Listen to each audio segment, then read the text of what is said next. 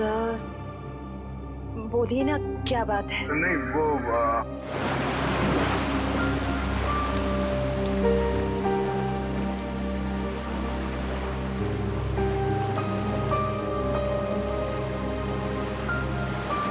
श्रेया और सिद्धार्थ की शादी पक्की हो गई।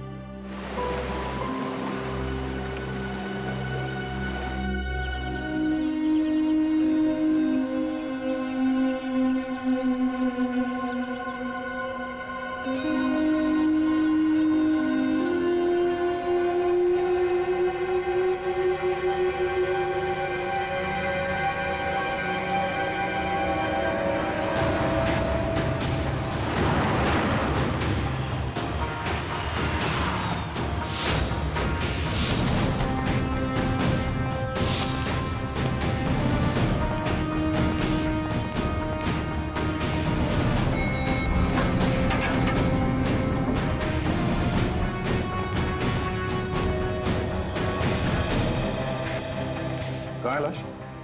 सर वो इस कैबिन में।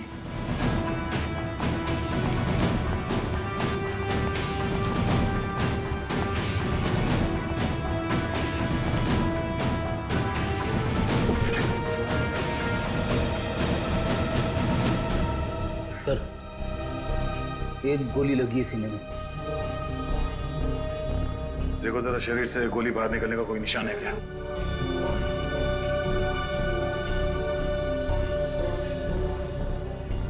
नहीं सर, कोई एग्जिट वोल नहीं है। गोली बाहर निकलने का कोई जख्म नहीं है।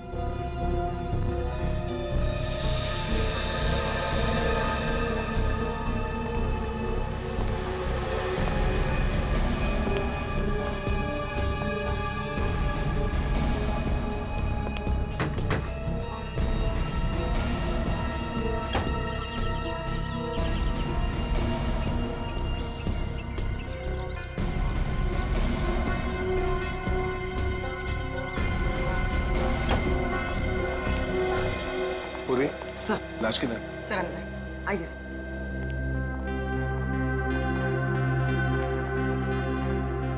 Hi there. क्या बात है? तुम्हारा खास दोस्त कहाँ है? अभिजीत? इस आदमी के शरीर में गोली लगी है और कोई एग्जिट वुंड नहीं है। सब कमरे को अच्छी तरह से चेक करो। Excuse me. हाँ प्लीज प्लीज।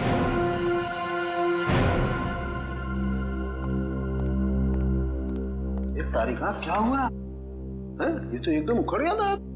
कुछ गलत तो नहीं कह दिया मैंने?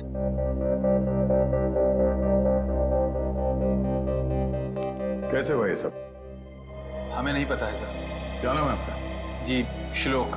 कितने लोग काम करते हैं यहाँ ऑफिस में? कोई 20-22 लोग। 20-22 लोग। दिन दहाड़े कोई आपके डायरेक्टर के कमरे के अंदर घुस जाता है, उसे मार देता है, और आप में से किसी ने कुछ नहीं देखा? सर मैं आपको सिर्फ इतना बता सकता हूँ कि जो कुछ भी हुआ है वो 1:30 से 2 के बीच हुआ होगा। खून किसने किया वो आप नहीं जानते। खून कितने बजे हुआ ये आपको मालूम है? हाँ सर, क्योंकि सर के केबिन का दरवाजा 1:30 से 2 के बीच अपने आप लॉक हो जाता है। क्यों लॉक हो जाता है? वो तो नहीं पता, सर ने ऐसे ही बनवाया है। तो क्या करते क्या थे कैबिन में 1:30 से 2 के बीच? सर, हो सकता है कि वो अपने वाइफ से बात करता हो और नहीं चाहता हो कि कोई उसे डिस्टर्ब करे। नहीं सर, सर शादीशुदा नहीं थे। तो फिर करते क्या थे वो? हाँ? पूजा करते थे, खाना खाते थे, क्या करते थे? सर वो घर से खाना खा के आते थे। और ये कैबिन का दरवाजा हर रोज ऐसे ही बंद होता था? जी सर। जी सर। तो फिर आज उसी दौरान उनका खून हुआ, ये आप लोग कैसे कह सकते हैं? सर ये शालिनी है। सर इनको अंकुश सर से मिलना था, ये दौड़ते हुए उनके केबिन में गई, लेकिन अरे शालिनी, तुम भाग के कहाँ जा रही हो? सॉरी रचना, वो बॉस से कुछ अर्जेंट काम है मुझे। सर से मिलने जा रही हो? लेकिन अभी तो 1:30 बजने वाले हैं, केबिन बंद हो जाएगा उनका। पता है, इसलिए तो जल्दी जा रही हूँ। Excuse me.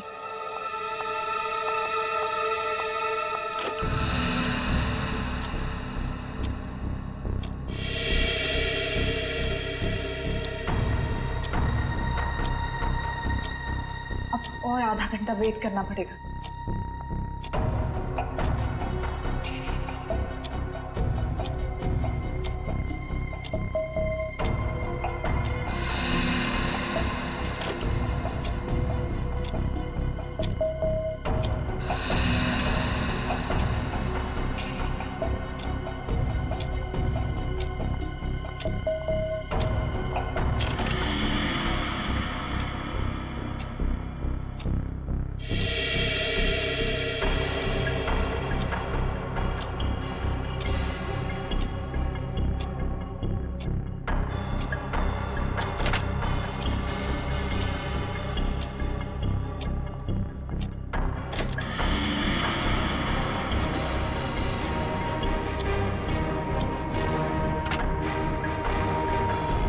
सर वो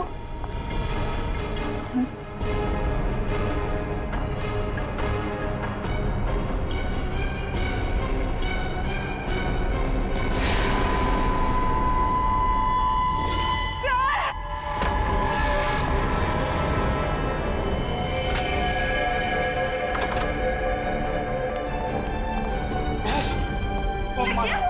क्या हो गया बॉस को?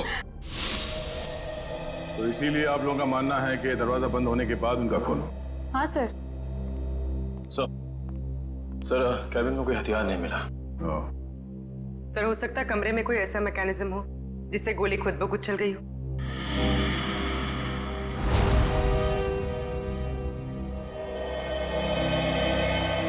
डॉक्टर साहब, ये खूनी कहाँ खड़ा होगा जब उसने गोली चलाई? ये देखो, यहाँ टेबल पर खून के छींटे पड़े हुए हैं। इसका मतलब साफ है खूनी वहां खड़ा था जब तुम खड़े हो। और ये अंकुश यहाँ था। सामने से खूनी ने गोली चलाई जो अंकुश के सीने में आकर के लगी और गोली लगते ही अंकुश यहाँ जमीन पे गिर गया। और अगर गोली किसी मैकेनिज्म से चलाई गई है तो मैकेनिज्म इसी लाइन में होनी चाहिए। बिल्कुल। रेडी निकल, जरा देखो कोई मैकेनिज्म दिखता है क्या? मैकेनिज्म? हाँ, जिस वक्त अंकुश की मौत हुई उस वक्त ना कोई कमरे में बाहर से अंदर आया और ना कोई अंदर से बाहर गया। आप लोगों को पता है कि मौत कितने बजे हुई? हाँ, ऑफिस स्टाफ का कहना है कि दोपहर को 1:30 से 2 बजे के बीच। सही है। राइगर मोर्टिस लाश की जकड़न भी यही बता रही है।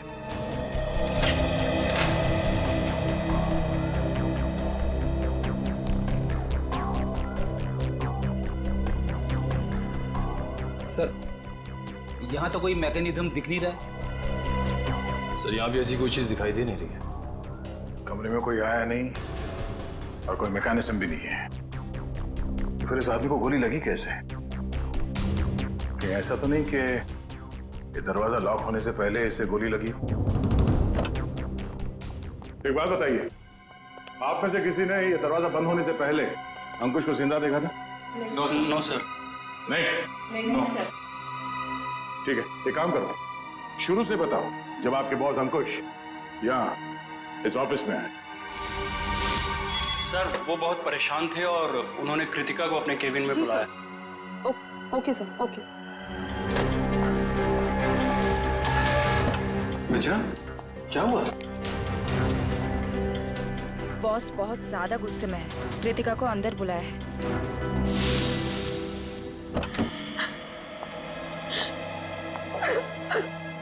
क्या हुआ कृतिका? रो क्यों रही हो? कुछ अरे बताओ ना, रो क्यों रही हो? कुछ नहीं हुआ। अरे बताओ तो कृतिका। तो कृतिका अभी कहाँ है? ऑफिस से चली गई क्या वो? नहीं सर, उसका बैग तो यहीं है।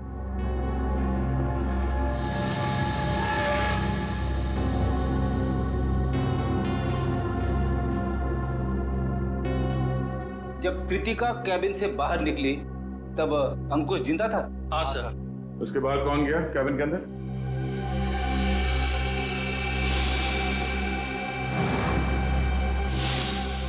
देखिए, हम एक सवाल 2 बार नहीं पूछेंगे आप लोगों से।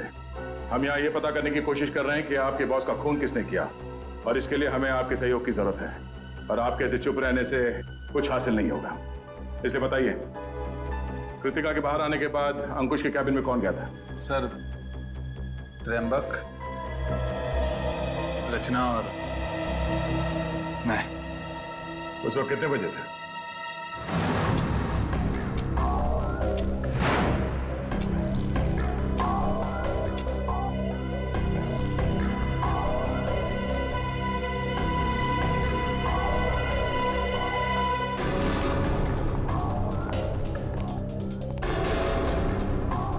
सर, क्या हुआ? आपने हमें बुलाया? ये पूछो क्या नहीं हुआ है। क्या सर, क्या नहीं हुआ? ईमानदारी नहीं हुई, वफादारी नहीं हुई। सर, हम कुछ समझे नहीं। देखो, तुम तीनों बहुत मुश्किल में हो। मुश्किल में? हाँ, मुझे ये पता चला है कि तुम तीनों में से कोई एक हमारे डिजाइन्स कंपेटिटर्स को बेच रहा है। नहीं सर, हम ऐसा नहीं कर सकते। हाँ सर, मुझे तो ये भी नहीं पता कि हमारे कंपटीटर्स है कौन। मेरे पास सबूत है और मैं तुम तीनों को जेल भिजवा सकता हूं, लेकिन मैं ऐसा नहीं करूंगा। चुपचाप शाम के 5 बजे तक मुझे बता दो वो आदमी कौन है। हाँ, उसकी नौकरी तो नहीं रहेगी, लेकिन उसे मैं जेल जाने से जरूर बचा लूंगा। लेकिन सर, हम लोग... मेरे पास ज्यादा समय नहीं, जितना मैंने कहा है उतना करो। तो कोई कंपनी के सीक्रेट्स बेच रहा था? हाँ? सर, अंकुश जरूर भड़का होगा इस धोखे से। कोई भी भड़केगा। बहुत तकलीफ होती है जब उसका कोई करीबी उसे धोखा देता है।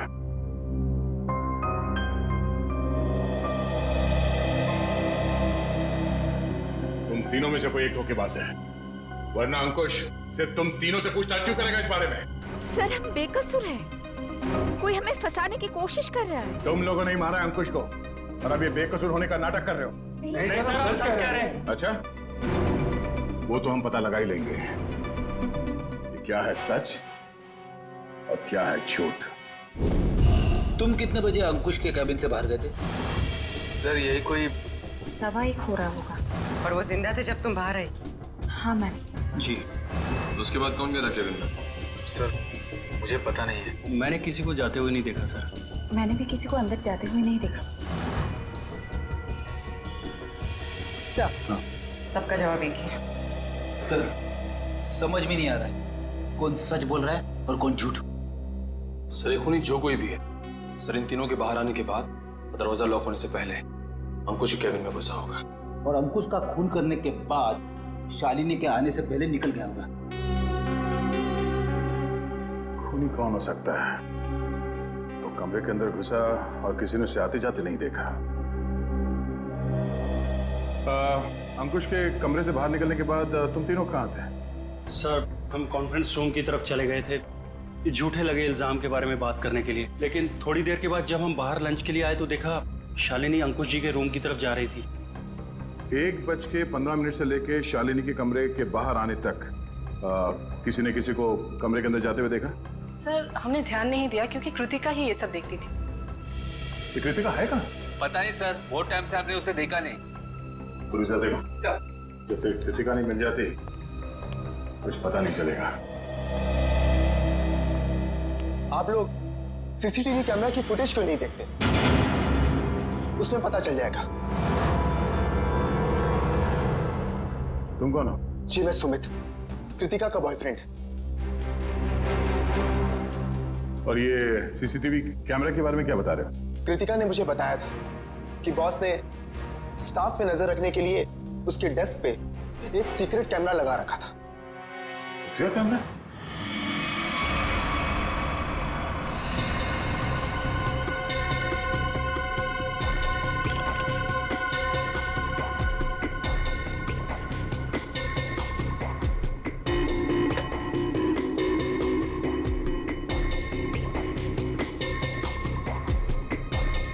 यहाँ पे तो कोई कैमरा दिख ही नहीं रहा है। खुफिया कैमरा है, छुपा के रखा होगा।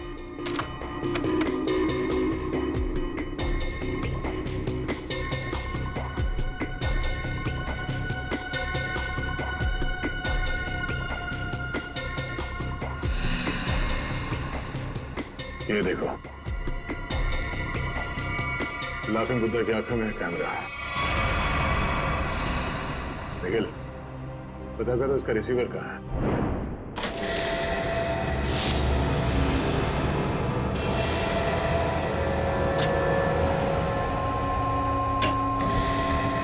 मैम, आशिता, मम्मी देखिए। अरे कृतिका, कृतिका, संभाल के। कृतिका, जाओ। कृतिका, कृतिका। सर इसने आत्महत्या करने की कोशिश की। सर जहर निकाल। इसे हॉस्पिटल ले जाना होगा। पीछे एम्बुलेंस उसमें डालो, जल्दी। कृतिका, ले जाओ। क्या हुआ? संभाल के। निखिल, उस खुफिया कैमरे का रिसीवर मिला? हाँ सर, उस सीक्रेट कैमरा का ये सब मिल गया है। गुड, जरा फुटेज प्ले करो। देखते हैं रचना, त्रिंबक और श्लोक के निकलने के बाद अंकुश के कमरे में कौन गया था।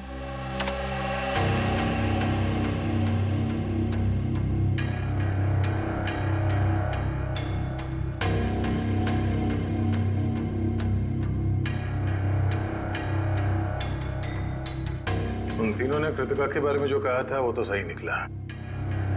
अब आगे देखते हैं।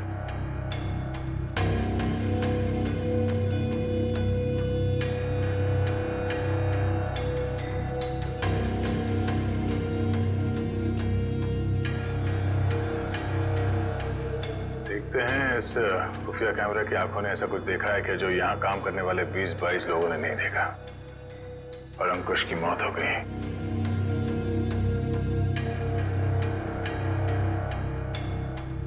एक मिनट रुको सर, ये आदमी कौन है? प्ले करो, फॉरवर्ड करो सर।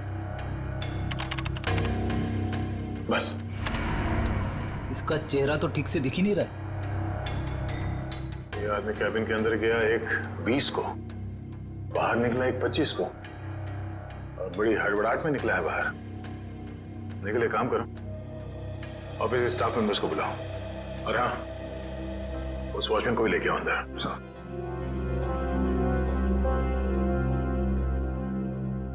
आइए सर।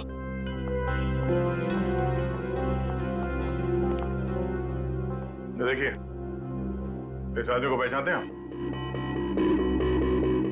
नहीं सर, हमने इन्हें कभी ऑफिस में नहीं देखा। तुम?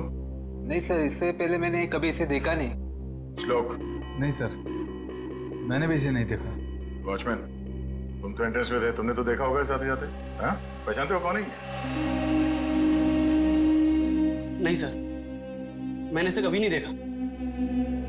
अरे तो फिर ये अंदर आया कैसे? उड़ के आया क्या? मेरा एक फोन आया था, मैं 5 मिनट के लिए थोड़ी दूर चला गया था, शायद ये तब आया होगा। अच्छा, निखिल, एंट्रेंस में जो कैमरा है उसका फुटेज चेक करो।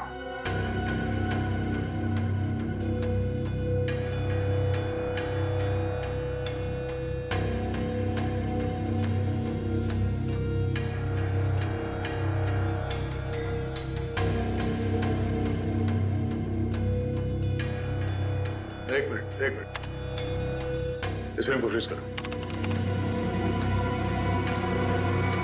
ये सुमित? कृतिका, तुम्हें कुछ नहीं होगा, जल्दी चलो। आई।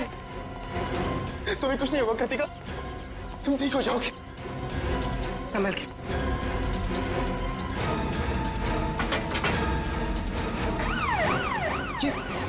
नहीं जा रहा। ये क्या कर रहे हैं सर? कृतिका के पास मेरा रहना जरूरी है। तुम आज इस ऑफिस में इससे पहले भी आए थे? हाँ, कृतिका बहुत परेशान थी, उसी ने मुझे फोन करके बुलाया था। अंकुश का खून करने के लिए? ये कैसी बातें कर रहे हैं आप लोग? सच है, वही कह रहे हैं, समझे? तुम अंकुश के कैबिन में घुसे, उसका खून करके वहां से निकल गए, और तुम कृतिका से मिले भी नहीं। सर ऐसा कुछ भी नहीं है, मेरी बात समझने की कोशिश कीजिए। आप लोग जैसा समझ रहे हैं ऐसा कुछ भी नहीं, मैंने किसी का खून नहीं किया है। चल अंदर चल, तेरी राम कहानी हम लोग वहीं सुनेंगे। सर मैं सच कह रहा हूँ, मैंने खून नहीं किया है। तुम्हारे गिड़गिड़ाने का कोई फायदा नहीं है, हम जानते हैं कि अंकुश का खून तुम नहीं किया है। सर, अगर मैंने उसका खून किया होता तो मुझे अपना गुनाह कबूल करने में खुशी होती। मैं उसे मारना चाहता था लेकिन मार नहीं पाया। तुम अंकुश को क्यों मारना चाहते थे? क्योंकि वो कृतिका को परेशान कर रहा था, उससे शादी करना चाहता था। कहता था कि अगर शादी नहीं करोगी तो उसे नौकरी से निकाल देगा। बार बार अपने एमडी होने की धमकी देता था। क्या करती बेचारी कृतिका, उसके ऊपर उसके बूढ़े माँ बाप की जिम्मेदारी थी। इसीलिए तुमने बदला ले लिया अंकुश का खून करके? नहीं सर, तब मुझे कृतिका ने बुलाया था, वो बहुत रो रही थी। अंकुश ने फिर से उसे धमकी दी थी, पर जब मैं ऑफिस पहुंचा तब मुझे वो नहीं दिखी। तब मैं जाकर अंकुश को धमकाया और वहां से बाहर चला गया।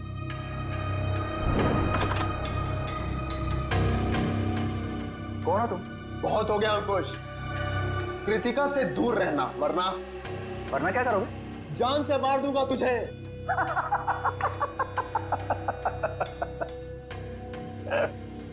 अरे जा, जो करना है कर। कृतिका सिर्फ मेरी बनेगी। अंकुश, तू यहां से निकल रहा है या मैं सिक्योरिटी को बुलाऊं? आउट। अभी तो जा रहा हूं, लेकिन बहुत जल्द लौटूंगा और तब तुझे मुझसे बचाने के लिए कोई नहीं रहेगा, कोई नहीं रहेगा।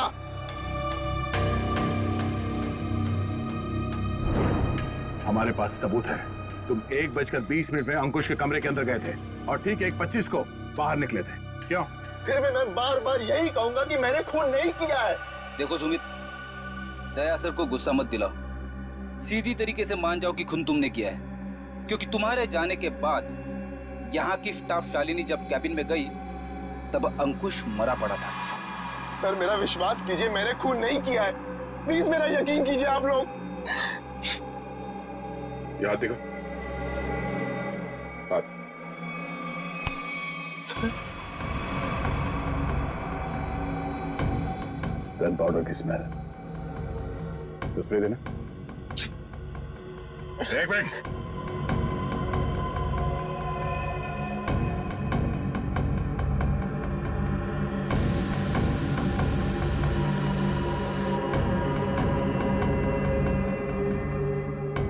तुम्हारी उंगलियों पे गन पाउडर है, इसका मतलब है हाल ही में तुमने गोली चलाई है। नहीं सर, अंकुश का खून तुम नहीं किया है। मैंने गोली नहीं चलाई सर। तो फिर ये गन पाउडर तुम्हारी उंगलियों पे कैसे आया? सर प्लीज सर, मेरा विश्वास। गन पाउडर कैसे आया तुम्हारे हाथ पे? सर वो मेरे पास मेरी अपनी गन, उससे गलती से चल गई थी जब मैं आज अपने घर पर था। तुम्हारे पास अपनी गन है? लाइसेंस है? हाँ? नहीं। तो गैर कानूनी तरीके से गन रखी थी तुमने? हाँ? सिर्फ और सिर्फ अंकुश को मारने के लिए। अगर आज उससे कोई नहीं मारता तो मैं शायद उसे जरूर मार देता। तो गन कहाँ रखी है तुमने? बाहर फ्लावर पॉट में। गन को बाहर क्यों छोड़ा तूने? हाँ? क्योंकि कृतिका ने मुझे कसम दी थी कि मैं अपने साथ गन अंदर लेकर ना आऊं, वरना गुस्से में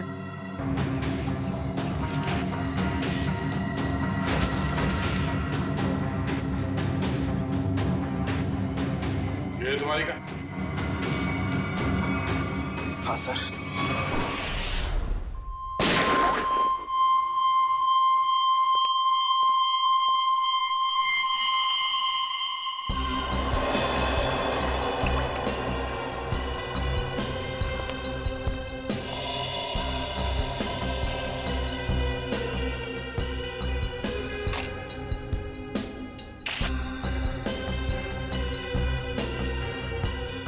मेरी समझ में नहीं आ रहा है कि आप लोग मेरी गन को चेक क्यों कर रहे हैं, जबकि मैं इसे ऑफिस में लेकर गया ही नहीं था। दोनों बार प्लांट में ही छिपा दिया था। तुम कितना सच बोल रहे हो, कितना झूठ, अभी पता चल जाएगा।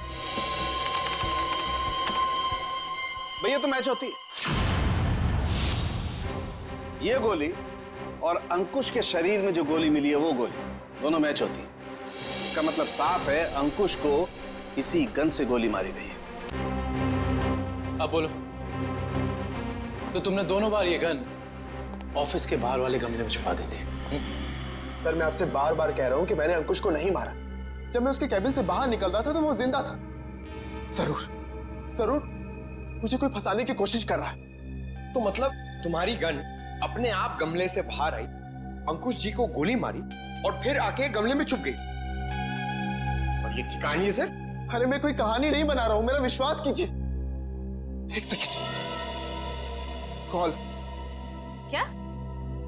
हाँ, मुझे याद आ गया। जैसे ही मैं अंकुश के कैबिन से बाहर निकल रहा था, उसके मोबाइल पर एक कॉल आया था। और उसने वो कॉल रिसीव किया था? हाँ।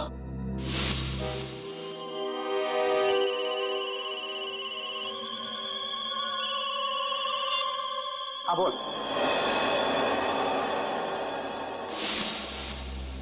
पंकज, अंकुश का मोबाइल चेक करो। सर। अगर अंकुश ने एक कॉल रिसीव किया है तो शायद वो तुम्हारे निर्दोष होने का सबूत हो।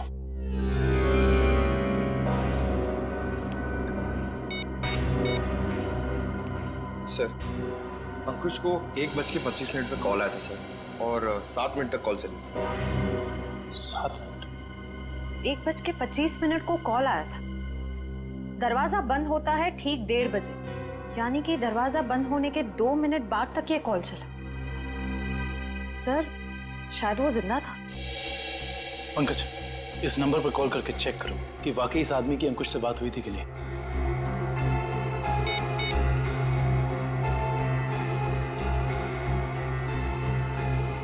अंकुश नहीं, मैं सीआईडी ऑफिसर पंकज बोल रहा हूँ। अच्छा, एक बात बताइए, आपने आज अंकुश को फोन कॉल किया था? आपकी बात हुई थी उससे? अच्छा, लगभग कितने मिनट तक बात हुई थी? 5 से 7 मिनट। अच्छा ठीक है, थैंक यू वेरी मच।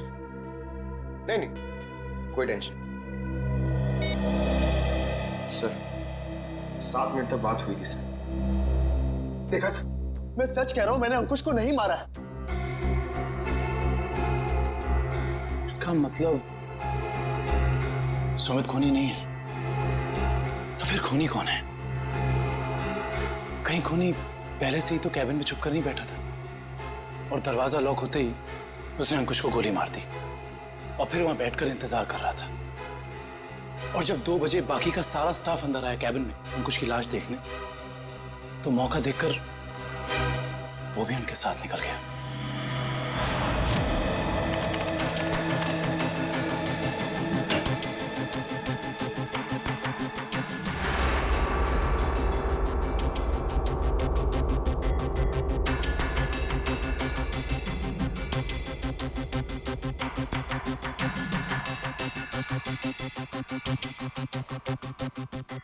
ये देखिए सर, शालिनी के चीखने के बाद जो 6 लोग कैबिन के अंदर आए थे, वही 6 लोग कैबिन से बाहर गए। इसका मतलब है कैबिन के अंदर कोई छुपा हुआ नहीं था। कैबिन के अंदर कोई छुपा हुआ नहीं था। इस दरवाजे से कोई अंदर नहीं आया और अंकुश इस कमरे में अकेला था जब ये दरवाजा बंद हुआ। तो इस कमरे के अंदर आने का इस दरवाजे के अलावा सिर्फ एक ही रास्ता है, वही ये खिड़की।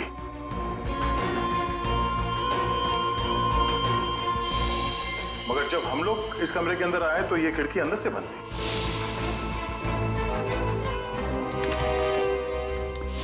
तो अगर हम ये मान के चले कि कोई इस खिड़की के जरिए अंदर आया है, तो नीचे से ऊपर आना तो बहुत मुश्किल है और किसी ने तो देखा ही होगा उसे ऊपर आते हुए। दूसरा रास्ता बचता है ऊपर।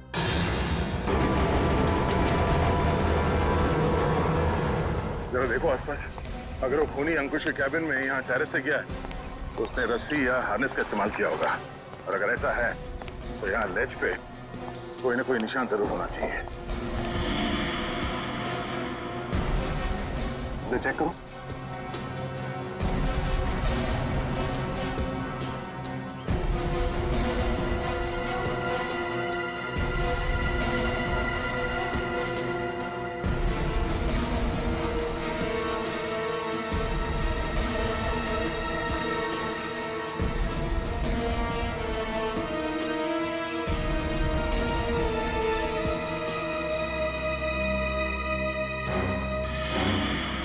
ये देखो, यहाँ पर निशान है। ये निशान उसने रस्सी को यहां से बांधा और यहां से नीचे उतरा, क्योंकि ठीक नीचे यहां पे अंकुश का ऑफिस है। और फिर रस्सी सपोर्ट के लिए शायद वहां उस पे बांधा होगा।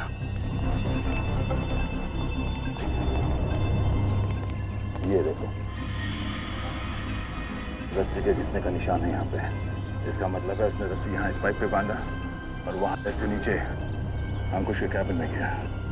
कमाल है सर, खूनी इतना कुछ करता रहा लेकिन किसी ने उसे देखा तक नहीं। खूनी ने जिस तरीके से मेहनत की है खून करने के लिए, उससे तो साफ साफ दिख रहा है सर उसके दिल में कितनी नफरत भरी पड़ी थी अंकुश के लिए। ये पता करना पड़ेगा कि वो है कौन जिसे अंकुश से इतनी नफरत थी, और उसे ये भी पता था कि अंकुश के कैबिन का दरवाजा 1:30 से 2 बजे के बीच बंद होता है।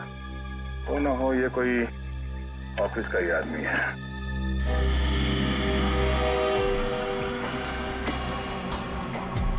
खूनी टेरेस से रस्सी के सहारे नीचे उतरा और फिर खिड़की के रास्ते कैबिन में आया। लेकिन आपने तो चेक किया था, खिड़की अंदर से बंद थी, जिसका बाहर से खुलना नामुमकिन था। Exactly Freddy. इसका मतलब है खून होने से पहले खूनी ने या उसका साथ देने वाला कोई ना कोई इस ऑफिस में था, जिसने छुपके से ये लैच, खिड़की का लैच खोल दिया ताकि इसे बाहर से खोल सके। फिर सर खूनी ने खिड़की को अंदर से लॉकअप किया। ये शायद तब हुआ होगा जब ऑफिस के बाकी के स्टाफ मेंबर्स अंकुश की लाश देखने के लिए कैबिन के अंदर घुसे। खूनी यहाँ से अंदर आया और उसने अंकुश को गोली मार। गोली चलने की आवाज नहीं आई, शायद गन पे साइलेंसर लगा हुआ था। और फिर अपना काम करने के बाद खूनी वापस इस खिड़की से ऊपर चला गया। मगर खूनी ने एक गलती कर दी। वो क्या सर? लैच। जब उसने खिड़की खोलने के लिए ये लैच ऐसे खोला होगा, जाहिर सी बात है उसने ग्लव्स पहनने की तकलीफ नहीं की होगी। इसका मतलब खूनी के उंगलियों के निशान उस लैच पे है। हाँ फ्रेडी, और अब ये उंगलियों के निशान ही हमें खूनी के गर्दन तक ले जाएंगे।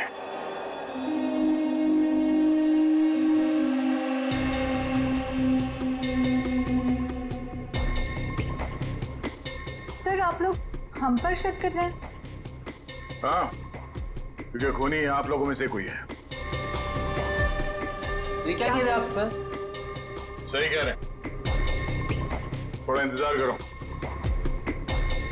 उस खिड़की के लैच पे जो उंगलियों के निशान मिले हैं, अगर वो आप में से किसी के फिंगरप्रिंट्स के साथ मैच होते हैं तो पता चल जाएगा कि अंकुश का खूनी कौन है।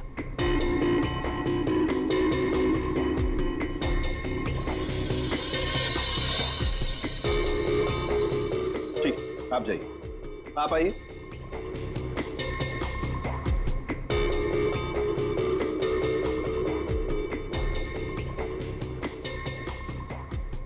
ठीक, जाइए। दया, इन सब लोगों के फिंगरप्रिंट्स तो ले लिए, अब जरा इन्हें मैच करके देखते हैं। ठीक है सर। हाँ?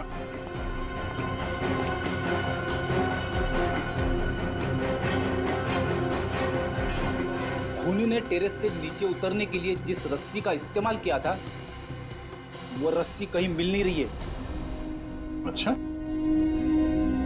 रेडी? वो रस्सी यहाँ ऑफिस में होनी चाहिए। ढूंढो, देखो कहाँ है वो रस्सी।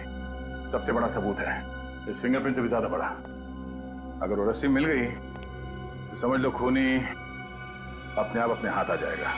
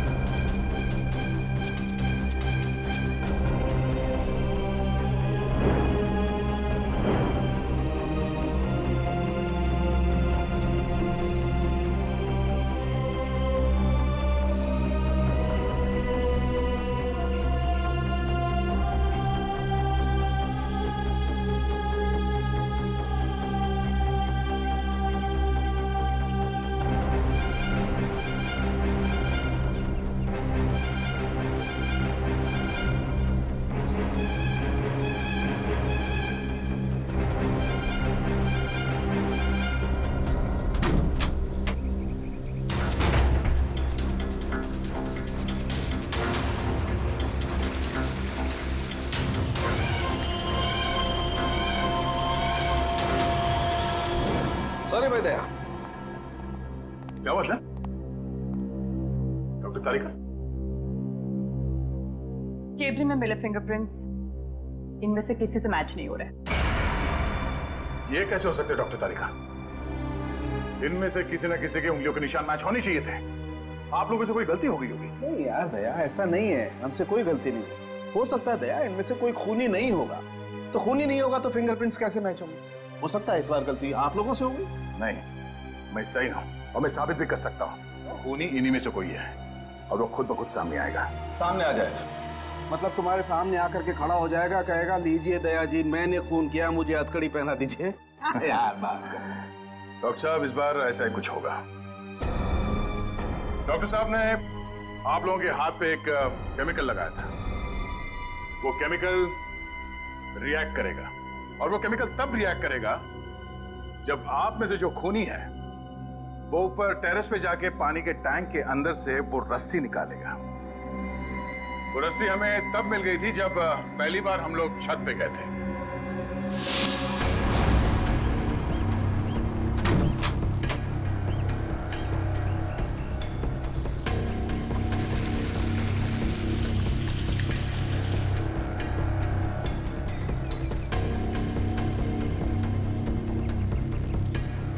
पूरी तैयारी के साथ आया था। उस रस्सी पे हमने एक केमिकल लगाया है और वो केमिकल तब रिएक्ट करेगा जब आप लोगों के हाथ पे लगा हुआ केमिकल उसके कांटेक्ट में आएगा। आप लोगों के हाथ चमकने लगेंगे अंधेरे में। Lights off.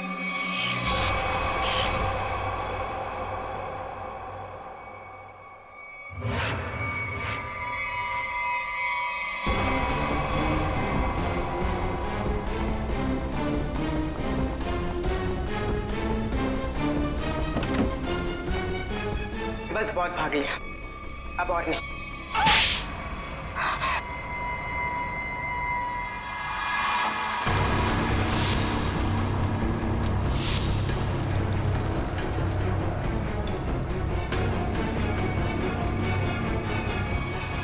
तुमने अंकुश को क्यों मारा? तुम ही कंपनी के सीक्रेट्स बेच रही थी ना? और जब अंकुश तुम तीनों से पूछताछ कर रहा था, तुम जानती थी कि तुम्हें उससे छुटकारा पाना है। हाँ?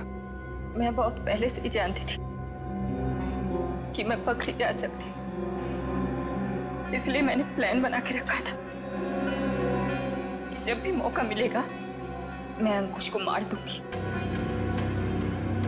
तो तुमने अपने प्लान में सुमित को कैसे फंसाया और क्यों फंसाया? उसने क्या बिगाड़ा था तुम्हारा? मेरी सबसे अच्छी सहेली को मुझसे दूर कर दिया था। मैं और कृतिका अच्छे दोस्त हुआ करते थे, लेकिन जब से सुमित उसकी जिंदगी में आया था तब से कृतिका उसकी बातें करती रहती थी। सुमित ऐसा है, सुमित वैसा है, सुमित ने ये किया, सुमित ने वो किया, सुमित सुमित सुमित। इस सुमित से मुझे नफरत होने लगी थी। दिन रात उसके साथ फोन पे लगी रहती थी। इस सुमित के चक्कर में वो मुझे भूल गई थी। और आज सर के केबिन से निकलने के बाद कृतिका ने जब सुमित को फोन करके बताया कि गन को कहीं छिपा देना, मैं अपनी सहेली को मैं वापस पाना चाहती थी। और यही सही मौका था सुमित को फंसाने का। इसलिए तुमने अंकुश को मारने के बाद अपनी गन सुमित के गन के साथ बदल दी और अंकुश के शरीर पे जो गोली मिली वो उस गन के साथ मैच हो गई, जिसकी वजह से सुमित फंस गया।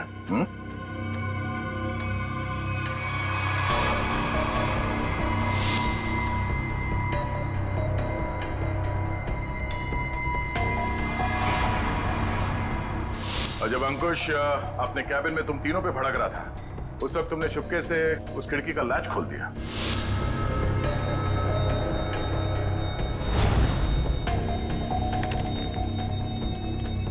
और तुमने मौका पाके विंडो का लैच तब लॉक किया जब सब अंकुश की डेड बॉडी देख रहे थे, है ना?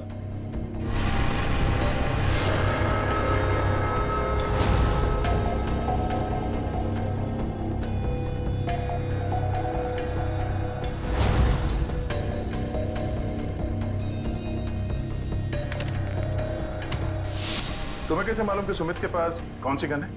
कृतिका ने मुझे एक बार बताया था कि सुमित ने एक नई गन खरीदी है।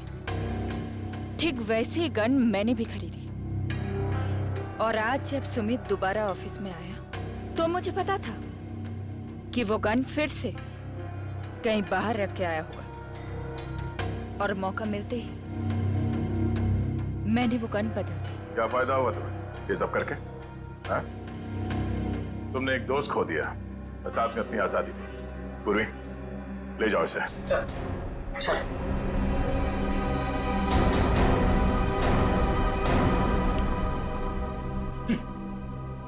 लोग भी दोस्ती में क्या क्या करते हैं सर। हाँ फ्रेडी, कुछ तो पीठ पे छुरा घोंपते हैं।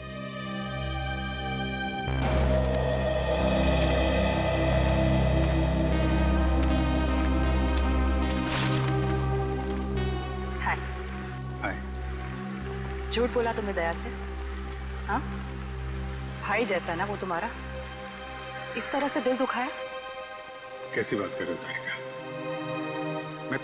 मैं तो सपने में भी उसका दिल दुखाने की नहीं सोच सकता। उसको दुख ना हो इसलिए मैंने झूठ बोला। अभिजीत, झूठ के पैर नहीं होते, वो ज्यादा दूर तक चल नहीं सकता। तुम्हें दया को सब कुछ सच सच बता देना चाहिए था। बताया था मैंने सच उसे, कड़वा सच। मैं सिर्फ ये जानने आया था कि श्रेया ने उस लड़के को हाँ बोला है या नहीं। नहीं, वो हाँ बोल दिया श्रेया ने। लेकिन जब मैंने दया का चेहरा देखा, लगा जैसे किसी गोली ने उसके सीने को चीर दिया है।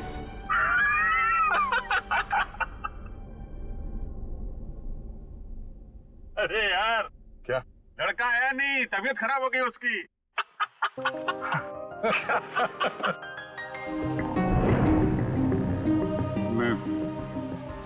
मैं दया को इस हालत में नहीं देख सका। मैंने बात पलट, मैंने कहा कि मजाक था। सिद्धार्थ का परिवार तो आया ही नहीं। मैं जानता हूं ये गलत है तारिका, लेकिन ये गलत उस समय मुझे सही लगा। और दया का इतना इंपॉर्टेंट लेटर श्रेया को ना देना, ये भी तुमको सही लगा? क्या लगता है तुम्हें कि मैं जानबूझ के ये सब कर रहा हूं? मैं नहीं चाहता दया और श्रेया एक हो।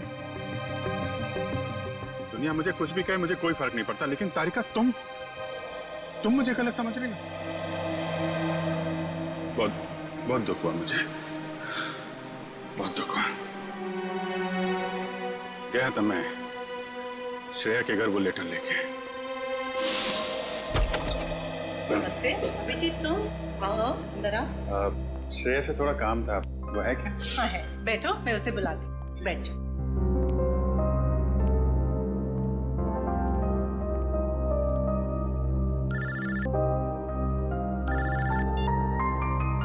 अरे भाई, तुम्हारा ही काम करने आया हूं यार। अरे भूल कैसे सकता हूं, लेटर है मेरे पास, अभी दिया नहीं है। जैसे ही श्रेया आती है ये लेटर उसके हवाले कर दूंगा। हैं? अरे यार थोड़ा तो सब्र रखो यार। हाँ मैं करता हूँ। नमस्ते। अभिजीत, मैं तुम्हारे हाथ जोड़ता हूँ, तुम दया का कोई भी लेटर श्रेया को नहीं दोगे। लेकिन दया और श्रेया तो... मैं जानता हूँ दया और श्रेया कुछ कहते नहीं, लेकिन वो एक दूसरे के काफी करीब हैं। मगर मैं अब नहीं चाहता हूँ कि श्रेया अपना फैसला बदले। ये तो दोनों के साथ ज्यादती होगी। आप अभिजीत, मैं मजबूर हूँ। मैंने पिछले साल सिद्धार्थ के पिता से एक बड़ी रकम उधार ली थी, जो मेरे अलावा मेरे घर में कोई नहीं जानता। और अगर श्रेया ने इस शादी से इनकार किया तो वो लोग सारे पैसे वापस मांग सकते हैं, जो मैं अभी देने की स्थिति में नहीं हूँ। लेकिन अंकल, ये तो श्रेया की जिंदगी का सवाल है। तो मैं क्या करूँ? इतने पैसे कहाँ से लाऊं? श्रेया की माँ को हार्ट प्रॉब्लम है। तुम लोगों की जरा सी गलती हमें प्रॉब्लम में डाल सकती है। देखिए, अगर सिर्फ पैसे की बात है तो हम लोग मिलकर कोशिश कर सकते हैं। पैसा तो नहीं, वो बात नहीं है। पैसे का इंतजाम हो चुका है, बस 1-1.5 महीने की बात। एक बार मैं उनके सारे पैसे लौटा दूं, उसके बाद तुम ये लेटर श्रेया को दे देना। लेकिन तब तक ये बात हम दोनों के बीच ही रहनी चाहिए, प्लीज। ये आपने बड़ी मुश्किल में डाल दिया। दया से कोई बात छुपाना इतना आसान नहीं है। अब ये बात ना मैं श्रेया को बता सकता हूँ और ना दया को। दया तो इस बारे में कुछ नहीं जानता। वो तो तुम्हें गलत समझ रहा है। इनफैक्ट नफरत करने लगा है वो तुमसे। जानता हूँ, वक्त ने गलतफहमी पैदा कर दी है, लेकिन ये भी जानता हूँ कि सही वक्त आने पर सब ठीक भी हो जाएगा।